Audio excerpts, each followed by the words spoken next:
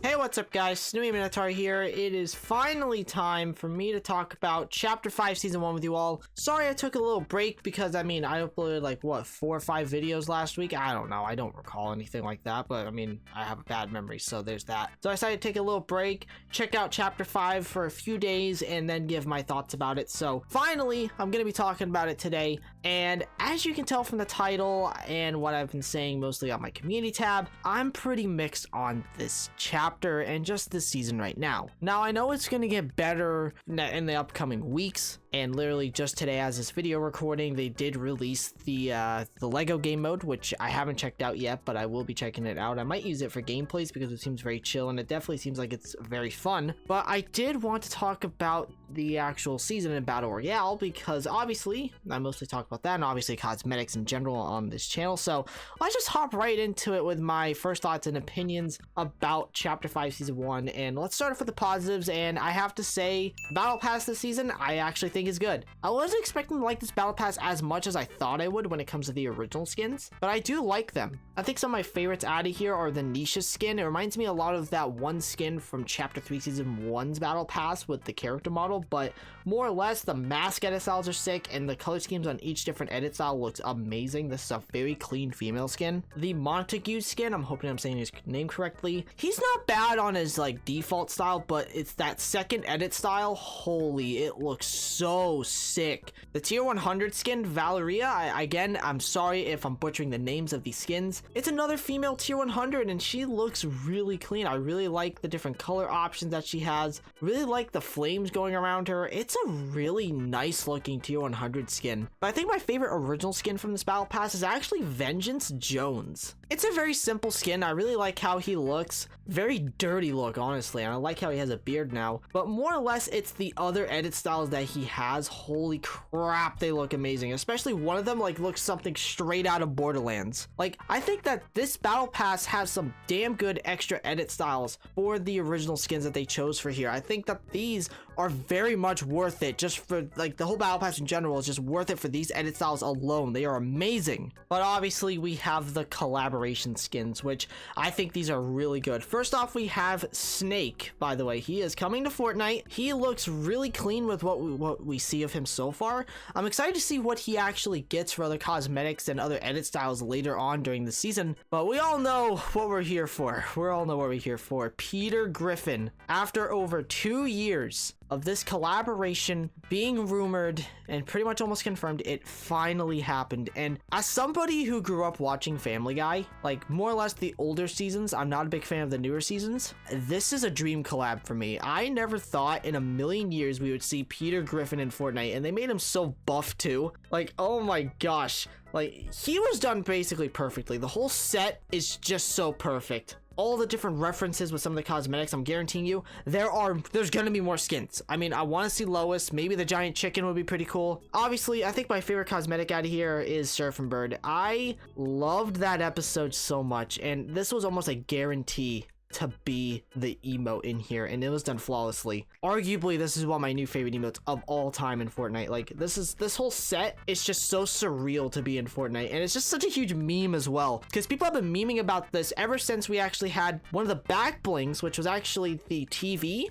The actual images that they show from different episodes in here were actually leaked out, coincidentally, I kid you not, when Chun-Li was actually decrypted. I'm not even kidding. There was actually assets from this back bling that were decrypted at the same time. So we actually knew about this collab since 2021, but nothing really happened about it up until obviously Chapter 5. And I'm so happy we got this collab. It was done basically flawlessly. Arguably my favorite skin from the whole battle pass. As much as I really like the battle pass, my only complaint with this battle pass is actually the emotes. There's only 2 dances and the rest of them are essentially party royale fodder emotes. That's like my only complaint, but other than that, the battle pass is pretty good.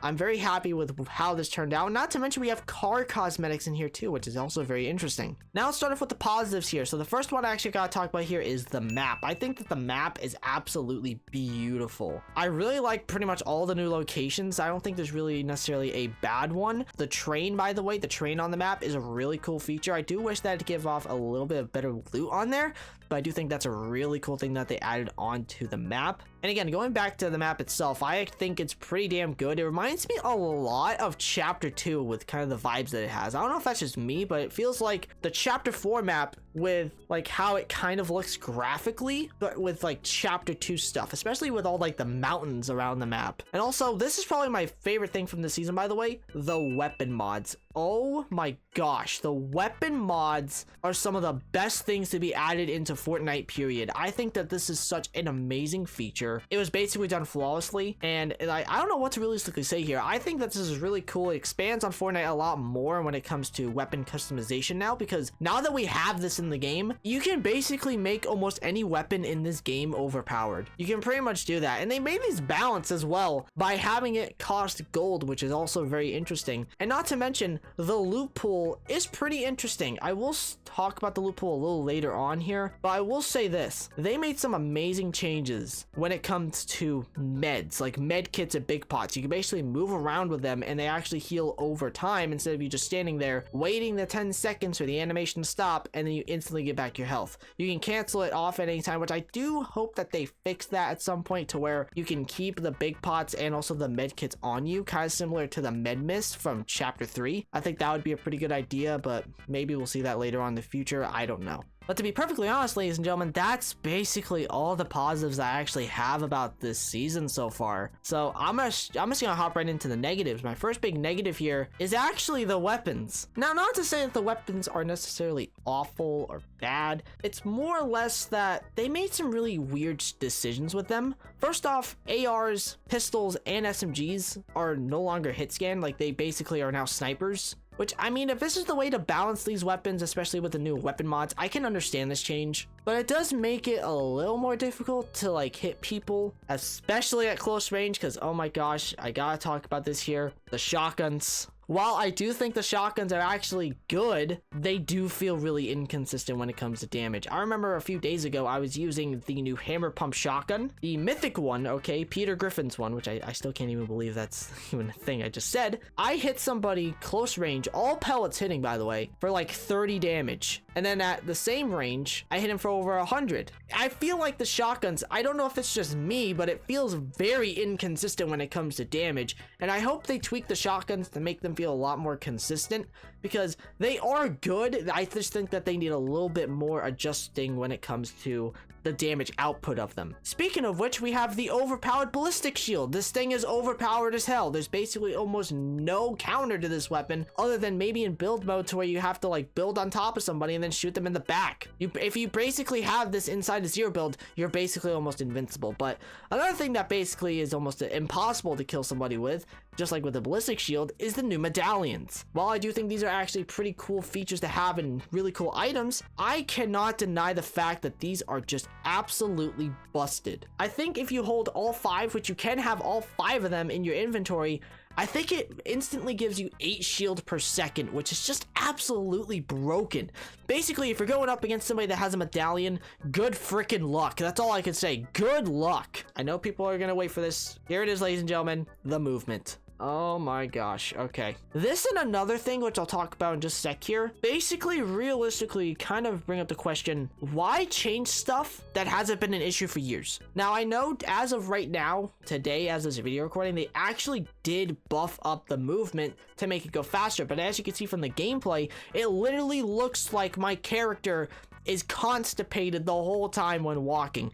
And that's just like, that's not even just walking as well, it's like running as well. The animations, I will say this, they do look pretty off, but they do look clean. I don't know if that's just me or whatnot, but this was such a pointless change that not a soul asked for. It's like, who asked for them to change how we move in Fortnite? Like, the animations, they're fine, I'll say that, but the way that you run is just so bad. I'm glad that they buffed it, but I'm telling you this, the community backlash to this was just catastrophic. Literally, movement was trending on Twitter. The Fortnite community even targeted an animation dev, the animation dev who was actually one of them who was actually behind the animations and how they look, because of the changes. I'm not making this up, by the way. To anybody who actually targeted and harassed a dev over this, just quit playing the game. You're not a part of this community. You're making the community look like a bunch of inconsiderate 9-year-olds. Like, it got so bad that Epic didn't make just one response, but they made 2 responses because of this backlash. Like, it got so bad.